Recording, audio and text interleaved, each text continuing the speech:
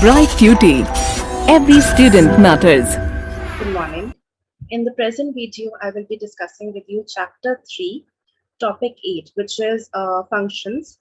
And over here, functions mean the functions of family. This video is divided into two parts, part 1 and part 2, because it's a longer topic. So I have created two videos for this. Now, when we talk about the functions which are performed by any family. Now, there are a couple of functions which are performed by families. I'll take you through them one by one. The first and foremost function is the function of, finance. So it's referred to as economic function. When we stay at home, as children, otherwise also when we grow up as adolescents, as youth also, our parents provide us economic security. That's the financial security which is provided by our parents. That actually teaches a lot to the child. It teaches the child balanced personality. It teaches the child the concept of saving, which is very important. He understands that self-control should be there so that he does not overspend. He understands the value of money, the importance of money. Other things, vocational knowledge also. So when parents come back home and they discuss, this is the work that they did in their entire day. So from those experiences, the child gets to learn about different professions also. Vocational knowledge, something about how these different professions are carried out, what are the different institutes where this kind of training should be taken, all these kind of things. Vocational knowledge is therefore, imbibed by the child from his family itself. Other skills also, could be like gardening, could be like cooking, could be like, social skills, uh, different skills.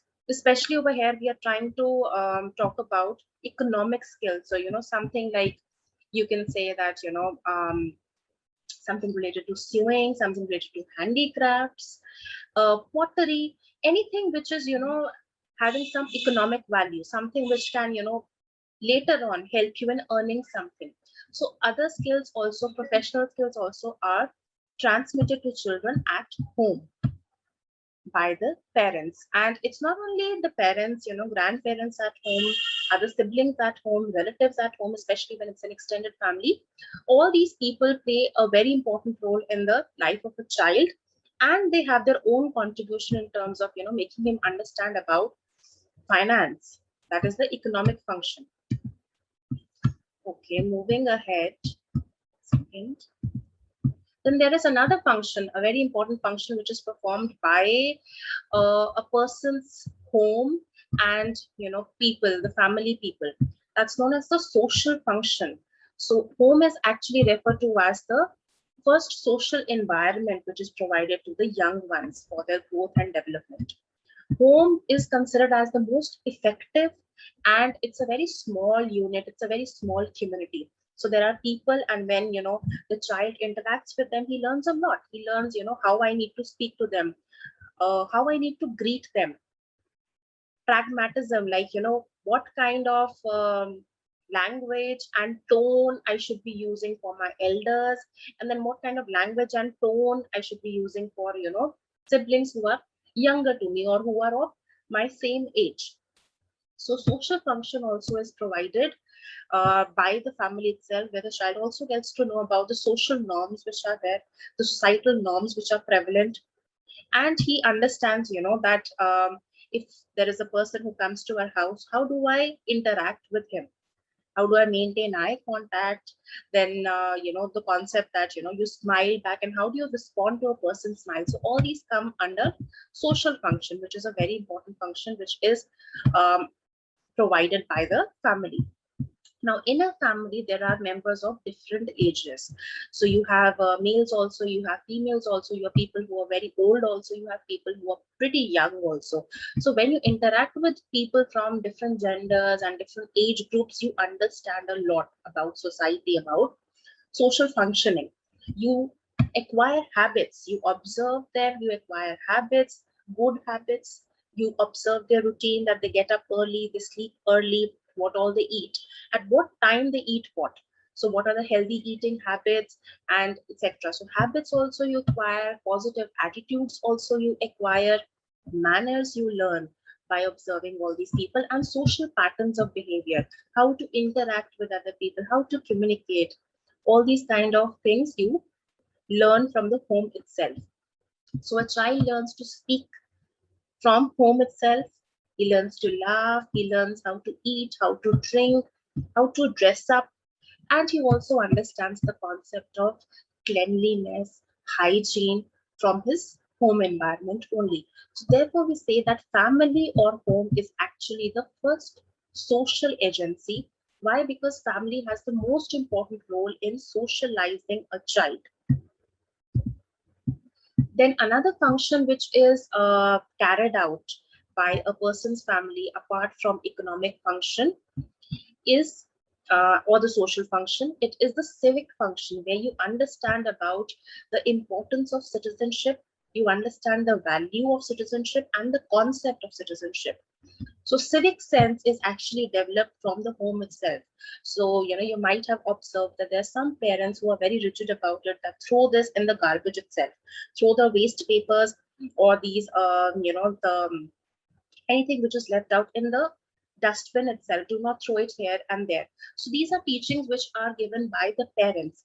These concepts, these teachings, these instructions develop civic sense in the mind of the child. So he understands it's very important to, maintain my house and environment. It's very important that I do not throw anything, in somebody else's apartment. So civic sense that if I'm parking my car, if I'm parking my vehicle, how I should be parking it so that, in any way it's not harming or creating any kind of disturbance for somebody else who might want to park his vehicle. So concepts such as discipline is taught to the child, self-control, that not looking for instant gratification, but the concept of patience, self-control, that I need to wait. I will get my fruit, I will get my whatever, anything that I'm desiring for, I will get it, but I need to wait for it. So the concept of self-control, which is very important, that also is taught to the child at the home itself. Respecting, obeying commands and respecting others. So if he's learning, how to obey his parents, grandparents, elders in the house and respect them, eventually he also learns that when I go outside my home, I am supposed to respect my other fellow beings. So the concept of respect starts from home itself. When he observes his parents respecting his grandparents, then he understands that how important it is, and then he exercises the same when he goes outside in the social environment. So this is very important. He also gets an understanding about his rights. This is my right and this is my duty also. So it's not something which is, one way process only, that it's not that the government has given me some rights and then I can, I should be exercising those rights. But at the same time, I, as a citizen, as a good citizen, as a responsible citizen, have also some duties toward my environment, toward my mother nature, toward my social and political setup that I am existing in.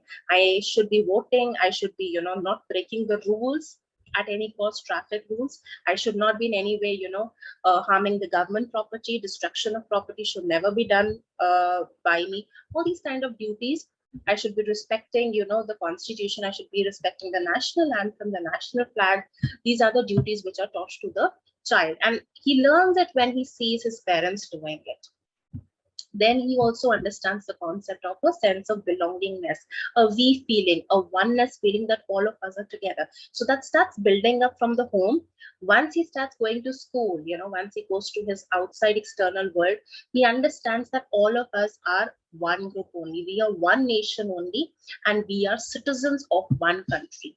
So the concept of brotherhood also eventually develops.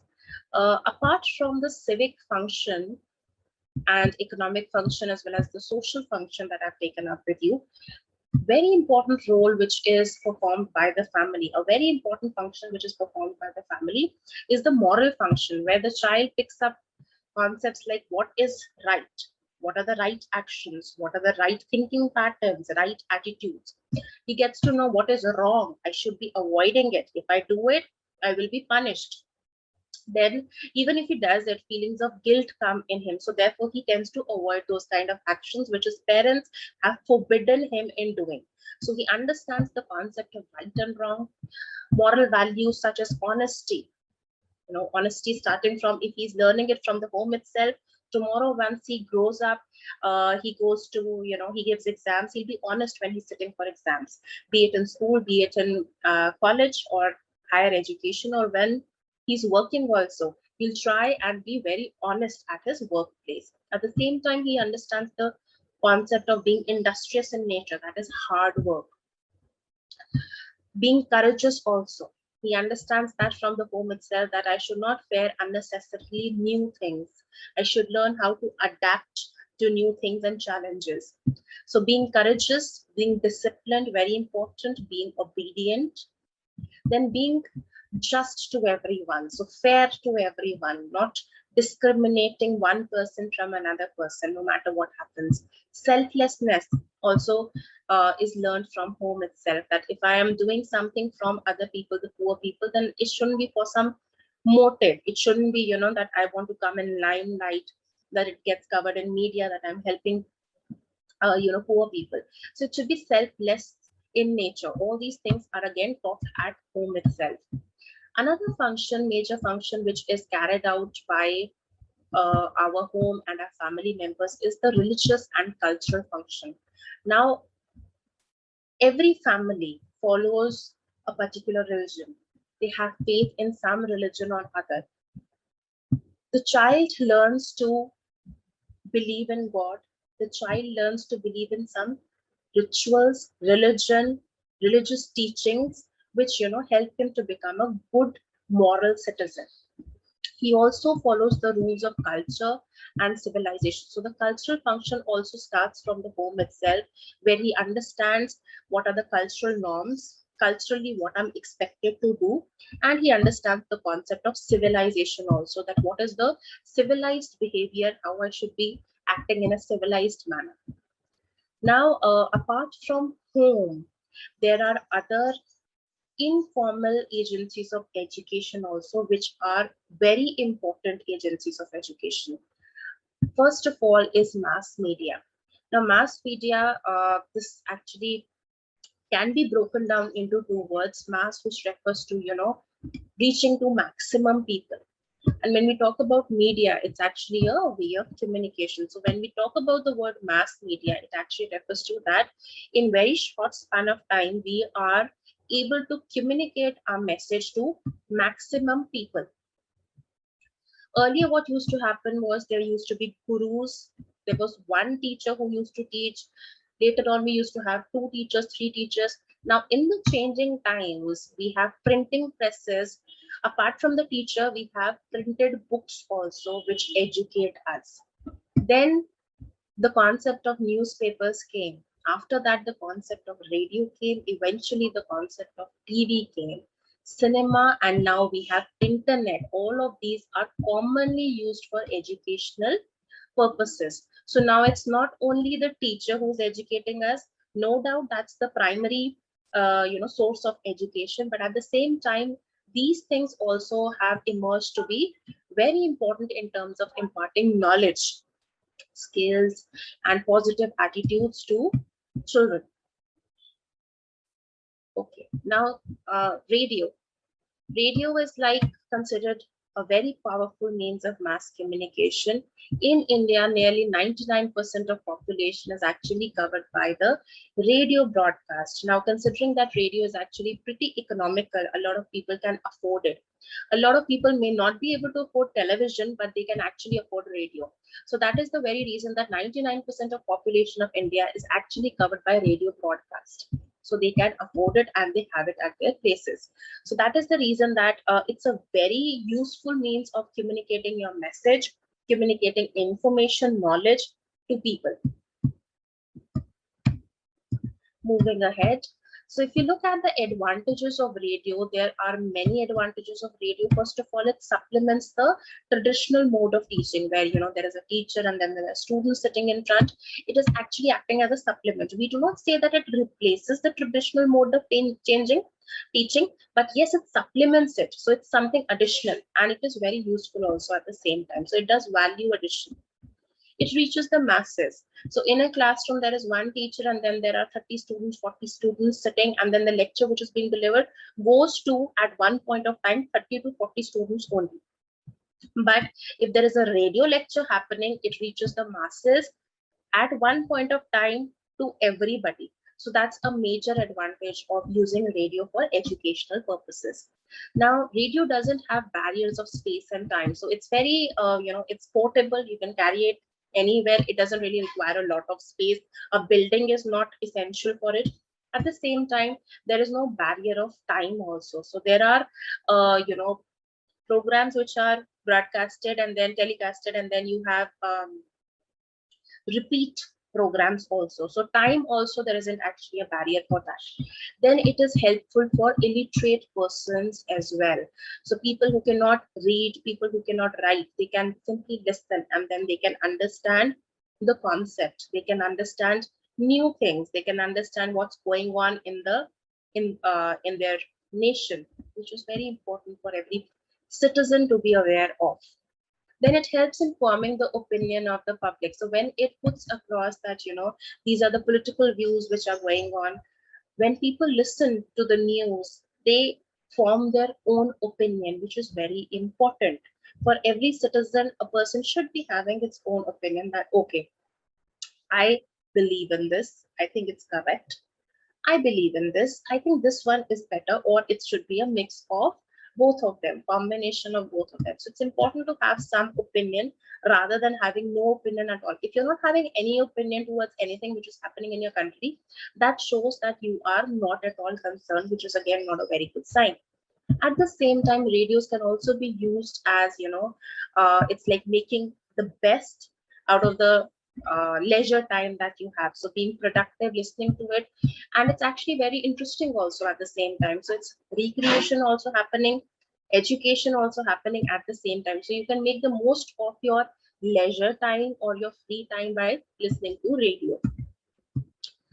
Another important advantage of this is that we have some programs which are dedicated only for children. So, that is a major advantage. So you can actually observe that some children are hooked, and always looking forward to these programs. At the same time, we have some programs which are of specific interest to women. Then we also have youth programs. So you can understand from here that radio actually is catering to the needs of every section of society, every gender also, and it's also catering to the needs of children and then old people also. So that is the best part of it. It has something to offer to everyone. It provides information as well as learning through university broadcast programs also. So there are some university broadcast programs. That's again another major advantage of radio. Now, radio, you can say that in a way it has created a revolution in the field of education. Why do we use the word revolution? When we say that something is revolutionary in nature, we are trying to show that it has had a major impact. So before radio, things were good, but things were different. Now things are much better. So we can say that it has actually created a revolution in the field of education by providing education, by making it possible for everybody to, get information at their convenience, at their home itself, and reaching masses. So that's why it's very revolutionary in nature. Third one is television. So television, again, the word tele refers to distant, and the word vision refers to sight. So you can actually, look at the information which is being provided, which is being telecasted, broadcasted over the television. So again, television provides, it provides you information, it provides you up-to-date news, it provides you weather report. It is a major source of entertainment also. At the same time, it is most importantly a source of education also. So it has its own unique educational purpose. Again, it's a very important and a useful source in supplementing the traditional school and college learning. So it's a change from the usual routine that you go to school and you go to college and then there is a teacher who teaches you. So if you watch something on television which is actually having some kind of educational relevance, then it's very interesting also for you. At the same time, it's audio visual both. So therefore, it's multiple senses are working at that particular time, and you learn more also, you grasp more also. TV is an audiovisual device. It has a lot of advantages. It creates more interest considering that it's a audiovisual medium. Now, although in a lot of classes, in a lot of schools, the concept of smart classes have come, the concept of PowerPoint presentations and it being audiovisual, that is being encouraged and promoted. But there are still a lot of schools and colleges where still it's only audio only, where the teacher is speaking and there is not really visual, which means it's not in the sense of like some video which is shown to the students, some educative video or some PowerPoint is shown to the students. So that's where TV actually brings a change in the normal routine which was being followed. At the same time, it's very informative in nature. There are dedicated people who are working at the back end to give you up to date information, and then at the same time genuine correct information, and information which is very useful, and it covers the entire nation, and not only the entire nation but information which is related to the entire world. It's a major source of amusement also at the same time. Then it's a advantage and it's a boon, or you can say it's a blessing for people who are unable to acquire education through the usual traditional methods. So some people, because of some reason, who could not join a school or who had to leave school in between, who are dropouts or who could not join a college because of any reason, be it not a very good atmosphere at the home or because they couldn't afford it, they can also to an extent get educated by actually sitting in front of the TV. So there are some programs which are very educative in nature. I would not say that everything is educative, which is shown in the television, but yes, some programs which are highly educative in nature. At the same time, there are some paid programs, where you can actually listen to the lectures of professors, through some mode on television. So that feature is also there. So if you enable that feature, you can listen to the broadcasted lectures which are given in colleges, universities, or schools. So that ways, it's a boon for people who have not been able to acquire education because of some reason or other. At the same time, it makes a teacher more alert. Alert in the sense that a teacher gets to know that there is some competition, I need to improvise, even I need to keep myself updated, even I need to make my classes more interactive and engaging. It keeps the teacher well informed as well as up to date. So teacher also can, to an extent, supplement his content that he's going to deliver in the lecture by referring to the information, to especially the current knowledge which is provided by the television. So they can add some pointers in their lecture. It can recreate past events through films, lectures, and dramatization for the purpose of education. So you might have observed that some historical events, some historical episodes, or some people who have a lot of historical significance, for instance, Shahid Bhagat Singh, etc., they have been shown through films also. Their stories have been shown through films also. So it can actually recreate the past events through films so that children get to know about that particular historical moment, or anything else also, could be of some geographical importance, political importance. They get to know about it, but in a very interesting manner, in a film mode kind of manner. Educational programs can observe as well as explain the scientific and natural phenomena at times in a much better manner. So, in the closed space of your classroom, at times the teacher is not able to convey some scientific and natural phenomena to you. But education, which is being imparted through television, can actually make it possible. So sometimes, using technology, 3D technology, or other modes, some advanced modes, you can make the students understand some concepts in a much better way, which is not really as much possible in the usual scenario, the classroom scenario. Social equality again is possible through TV because it's reaching to everybody. Equal opportunity is being given through television. Everybody can watch it and everybody can learn through it. So it's actually talking about social equality and promoting social equality. Rare things, places, and events can be shown on television. So you get to know in the comfort of your house only Rare things, rare events, and rare places also you get to see them, which enhances your knowledge like anything. It reduces the dependence on a teacher.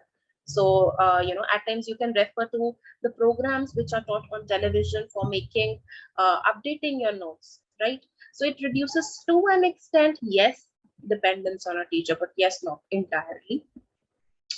It somewhere helps in bringing positive attitudes of cleanliness, health, and hygiene through basic education. So, yes, you get to learn a lot from television. So, when we talk about Indian television network, it actually has gone a long way with its humble beginning in the year 1959. If you look at present, there are more than 450 TV channels in different language. So you can see how much it has grown, the popularity of the television network as well. Then you have print media. So when we talk about television, it's actually the audio visual mode. When we talk about print media, it's just the visual mode where you have something printed in front of you, you read it, and then you acquire knowledge through it. So the most important print media source is newspapers. Then you also have magazines, you have pamphlets, booklets, and even books also. All these come under print media. They are printed. They are printed in a printing press. Then newspaper has a lot of advantages. The first thing is that it brings you latest news from different parts of the country, not only different parts of the country, but it extends to the entire world as well.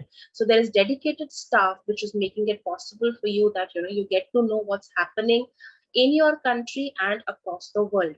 It helps in making the public opinion. So when you learn about different things which are happening, you learn about the different policies which are forwarded by different political parties, you yourself get to form a opinion. It's a source of recreation. You might have seen some people, they cannot have their morning cup of tea without reading newspaper. So it's actually a source of recreation also. Some people enjoy reading newspaper. It is very economical, that is certainly there. It gives you important information. So anything which is not important, you will not see it printed on a newspaper. So it gives you important information, and current issues and current information is printed in it. At the same time, newspapers make people conscious of their rights, of their duties and responsibilities. So when you learn about the information which is printed in the newspaper, and how people behaved, and how, because they were violating their rights and they were not doing their duties properly, because of that some kind of action was taken against them. So through newspaper, you also become aware about your rights, duties, as well as responsibilities as a good moral citizen of the nation. It also helps in developing the literary abilities of the masses. So newspaper, not only in English, you have newspaper being printed in different regional languages. So yes, it to an extent also helps in enhancing your literary abilities when you read it. Knowledge and information about the latest advancement which is happening in the field of science, be it within your nation or across the world. And then the latest development and advancement which is happening in the field of commerce and IT industry, technology. You also get to know about that. It gives you information for vocation. So you must have seen that there are certain columns which are dedicated, certain supplements, newspaper supplements are there, or certain columns which talk about, vacancies at different places. Then there are certain columns and sections which are dedicated to some kind of training which is being provided at some place, which can be useful for, at times it's the target group or population is children, at times it's women, etc. So it gives you information about all these things also, and you can enroll for these kind of courses and training programs. It even helps the political parties for propagating their policies to the public. So it's actually through the newspaper, the political parties also can, convey their policies to the public. They can actually reach to the public. So it has a major value. It inculcates good habit of learning among the people, so that, people, it shouldn't be like this, that they are, not concerned about what is happening in their social environment. A human needs some social setup to exist. Humans cannot exist in vacuum. So it's important that they need to learn about what's happening around them, what's happening in their environment, what's happening to other people who are their fellow citizens. So it inculcates this good habit of learning among the people. Now, as of now, we have more than 10 national newspapers in our country. We also have a lot of small daily newspapers. Now, these are printed in different vernacular or regional languages. So you can see from this that, newspaper or print media actually plays a great role when it comes to, being informative, and it also has a major educational role and purpose. You also have magazines which impart a lot of knowledge, and it, helps in making a mind an educated mind. You have different kinds of magazines. You have literary magazines in which, there are stories which are printed, poems are printed. Then there are scientific magazines which talk about, the recent developments in the field of science. Could be in the field of physics, chemistry, could be in the field of bio.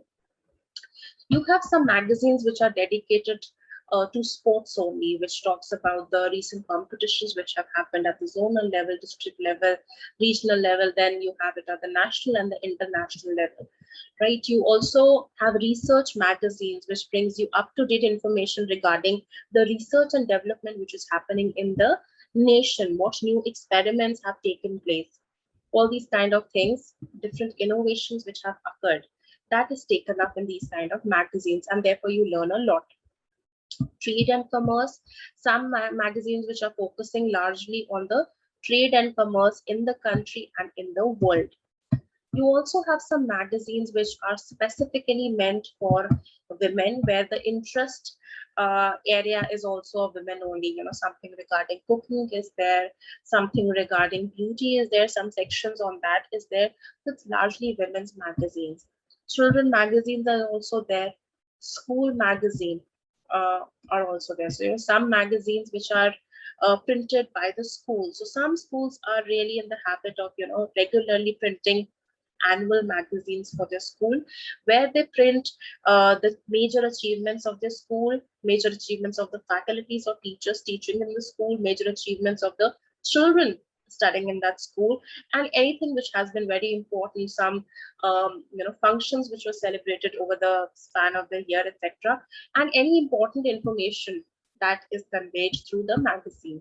Then if it's not a school, some other institute, some college, etc., you also have institutional magazine, where the institute comes out with their annual magazine, could be a 6-monthly magazine as well. There are also language magazines, so different languages magazines are also there, where could be Hindi magazines are there, Punjabi magazines are there, some regional magazines are there, where you have stories in it. Arts and Craft magazine essentially focusing on the different arts of different regions of the country, crafts, handicrafts, upcoming different new creative products which are there. That is also printed. Magazine which is focusing on yoga, right? Those kind of magazines are there. Different yoga techniques are taught to you through those kind of magazines. People who are, very famous practitioners of yoga, people who have benefited through yoga, all those kind of things are discussed in these kind of magazines. Career and counseling magazines are also there. You have at times, in some newspapers and in some magazines, certain sections where, certain columns where there is an expert. You can talk to that expert, you talk about your problem, you mail it to him, or you contact them through some other source, maybe mobile, and you put your questions to them, and then they answer it for you, which gets printed in the newspaper or the magazine. Similarly, you have some magazines which are totally dedicated to career and counseling for children, for students. Health and hygiene magazines are also there, where what are the good eating habits, what you should be eating, what are the benefits of this particular food, etc. All those kind of things are discussed in detail. Apart from that, there are other means of mass communication also. For example, you have computers, you have internet, you have teleconferencing, you have flex force, the hoardings that you see across the road when you travel. That also gives you current up-to-date information as in what is happening in your city. So flex boards also are important, powerful means of mass communication. All right. Now at the end of your chapter, there is an exercise which is given. So short answer question, question number 4, which talks about discuss the importance of family. Then you have question number 5, what is the role of mass media in education? Under the category of long answer type question, you have question number 3, mention 4 functions of home in children's education. Discuss how newspapers, they are an important part in education, and compare and contrast between radio as well as television as means of education. So you watch this video properly and you should be able to answer all these questions. They have been covered in this video. Now, this brings us to an end of part 1 of this topic, that is topic of functions, and part 2 will be taken in my next video. Thank you. This brings us to an end of this topic, and this brings us also to an end of this particular video.